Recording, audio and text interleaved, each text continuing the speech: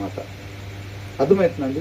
కాబట్టి మనకి ఆయన ప్రేమించి మనకిచ్చిన ఈ జీవితాన్ని ఆయన నామ మహిమ కొరకు మనం ఉపయోగించేవారిగా ఉండాలి. మన పండు ఇప్పుడు తిన్న స్వభావం కలిగి ఉన్నాం కదా, ఈ పండు తిన్న స్థితిలో నుంచి తినక ముందున్న స్థితిలోకి ఆయన వాక్యం ద్వారా కడుగుతా మనల్ని ఇటువైపు నుంచి అటువైపుకి నడిపిస్తున్నాడు అనమాట. ఎప్పుడైతే పండు తినగానే ఏం పోయింది?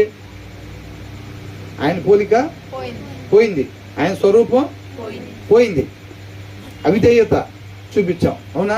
మళ్ళీ తర్వాత ఏం చేస్తున్నాడు? అవిధేయతను శుభ్రంగా వాక్యం ద్వారా కడిగి ఏం చేస్తున్నాడు? మళ్ళీ ఆయన పోలిక, ఆయన స్వరూపం వచ్చేటట్టుగా చేస్తున్నాడు అన్నమాట. షైనింగ్ రావాలంటే ఈ లిక్విడ్ వాడాలండి అని అంటారు. ఫస్ట్ ఏం చేస్తారంట? కార్ని క్లీన్ చేసేటప్పుడు మామూలు వాటర్తో క్లీన్ చేస్తారు. తర్వాత ఏం చేస్తారు? ఫోమ్ వేస్తారు. ఫోమ్ అంటే నొరగలాగా వచ్చింది, చూసారా? నొరగలాగా వచ్చింది. తర్వాత ఏంటి? షైనర్ వాడతారు. కారు ఏం చేయాలి? తలతల మెరిసిపోవాలి అని అంటే, ఆ అవిధేయత కలిగిన ఆ స్థితిలో నుంచి మనం పోగొట్టుకున్న ఆ పోలిక, ఆ స్వరూపం మళ్ళీ తీయాలి అని అంటే దేని ద్వారా కడగాలంట? వాక్యం ద్వారా కడగాలి. వాక్యము ద్వారా మాత్రమే మళ్ళీ మనలో ఆయన పోలిక, ఆయన స్వరూపం వచ్చింది అనమాట. కాబట్టి ఆయన మనల్ని ప్రేమించి మన కోసం శ్రేష్టమైన ఆ యొక్క మాటని, ఇంతగా ఈ మాట కన్నా విలువైంది ఏమైనా ఉందా ఈ భూమిలో? ఏమీ లేదు. కాబట్టి అలాంటి ఆయన యొక్క మాటను మన కోసం సిద్ధపాటు చేసి ఉంచుతున్నాడు అన్నమాట.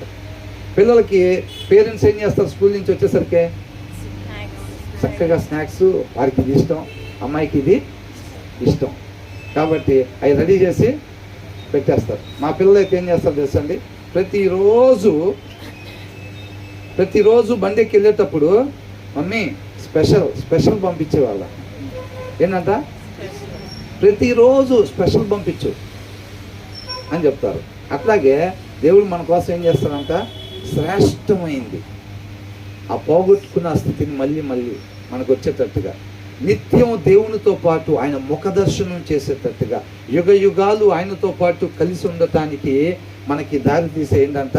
ఆ శ్రేష్టమైన ఒక జీవాహారాన్ని, ఆయన ఒక మాటను మన కోసం సిద్ధపాటు చేసి ఉంచుతాడనమాట. అర్థమవుతుందండి. ఇంట్లో బిర్యానీ ఉంటే ఎలాగెళ్తాం? కొంతమంది ఆ ఇంటి చుట్టూ తిరుగుతూ ఉంటారు, అవునా? ఇంట్లో స్పెషల్ ఏమైనా ఉండేరు అనుకోండి, ఇంటికి పెద్దగా దూరంగా వెళ్ళరు. అంటే అటు ఇటు ఊరెళ్ళి వస్తాను, మధ్యాహ్నం భోజనానికి వస్తే వస్తా, లేకపోతే లేదు అంటారా? ఆ రోజు ఏముండదు, ఇంటికి దగ్గరలోనే తిరుగుతామంటారు. ఎప్పుడైతే టైం కరెక్ట్గా 12 గంటలకి వెళ్ళిపోయి మళ్ళీ ఒకసారి తినొచ్చు అని. దానికన్నా శ్రేష్టమైందా కాదు ఇది? కాబట్టి దీనికోసం మనం